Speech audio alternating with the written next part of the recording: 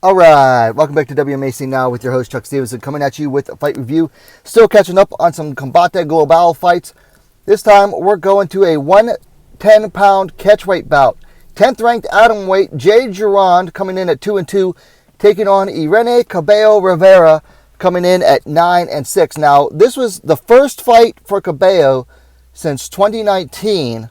And she is now training out of the Lobo gym, so I was looking forward to seeing what she had done after her time training there.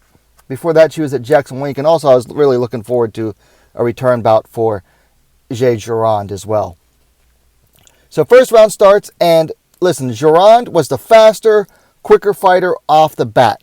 Both were throwing combos. No single strikes were being thrown at first. Jorand continued to land punching combos, both offensive and defensive. Cabello forced the clinch. Then Jorand managed to take control of it. Cabello tried to pull guard, but didn't have any luck. There was an exchange of knees, and Cabello was just really trying to muscle Jorand around in the clinch. You know, Cabello was the visibly bigger fighter and was just trying to kind of muscle around. But Jorand managed to land a trip, and she landed some big hammer fists. She made some space, landed some big hammer fists. And then she landed an illegal knee, which resulted in a warning, but no point taken off. And Cabello was good to go. So they restarted on the feet. Some more fast striking by Jorand. And she was outlanding Cabello probably 2-1 at that point. And Cabello was forced to clinch before the bell. Big Jorand first round. Second round had a bit of a slow start the first 30 seconds. And then they both went off like a shotgun. Jorand was moving in, striking, and moving out fast.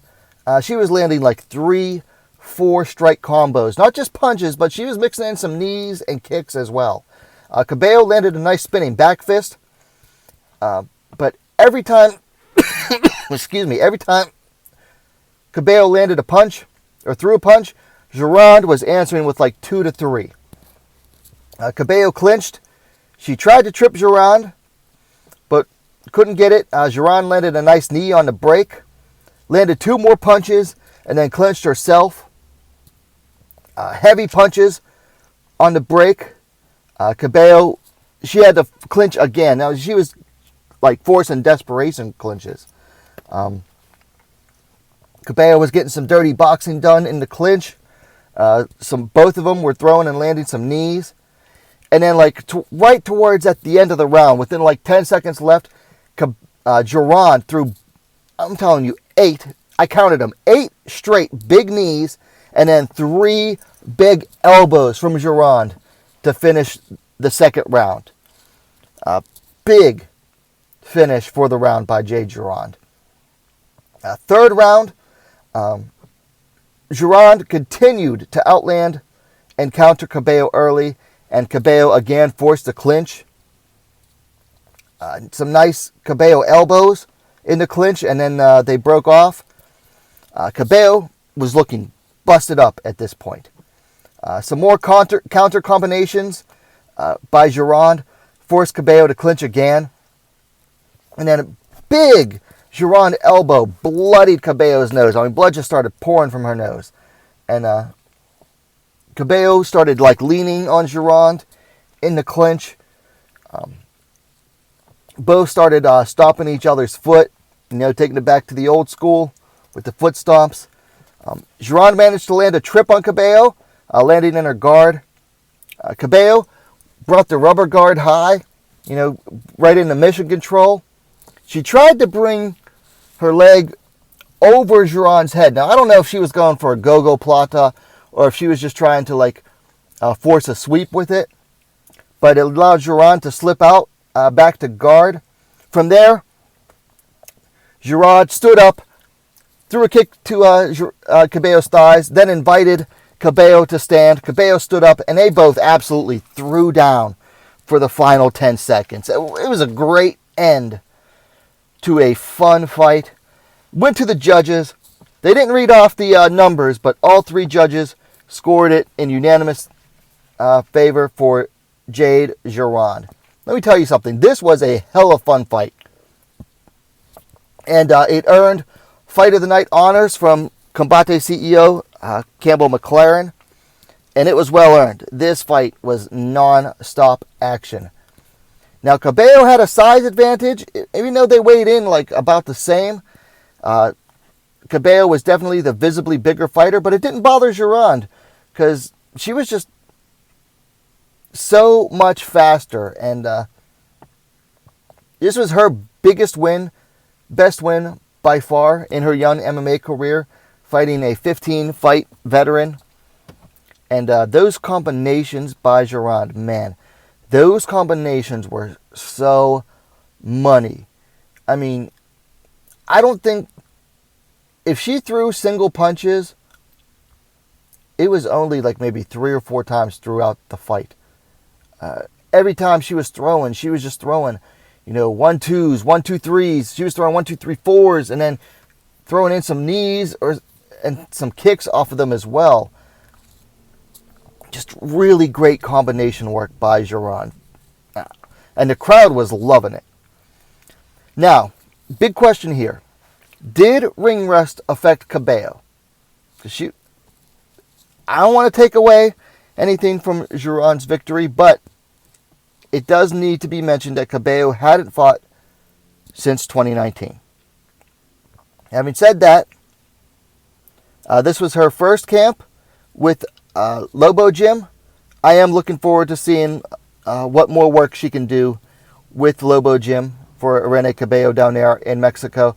Because listen, that is a great gym, and they are producing some killer ladies. I mean, they've been producing killer ladies out of there for years.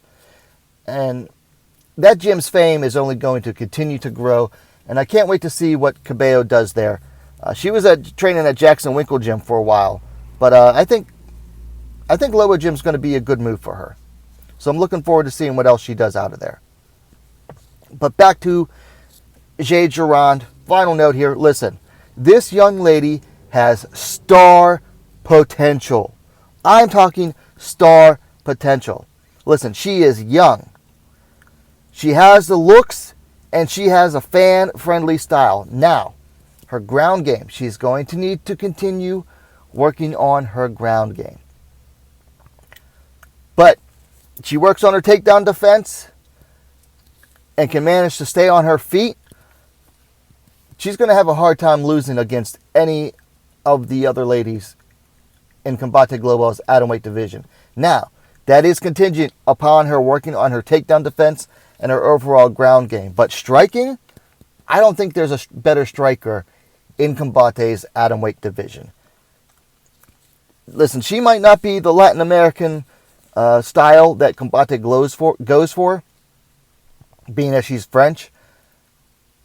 I don't think it's going to matter because this young lady's style fits Combate's aesthetic to a T as far as fighting style goes. So she definitely has star potential, and that's why I was so excited about this fight, and I look forward to all of her fights. Okay, so let's talk things to work on for Jorand. Like I said, just keep working on her ground game and her takedown defense. Her stand-up is already good. For Cabello, she needs to throw more combinations. As the fight wore on and she got more tired, she started throwing more single strikes, like mostly like jabs. And she kept getting countered off of those single jabs. You can't just throw a single jab all the time. You got to at least throw a double jab. You got to at least double that jab up at the minimum.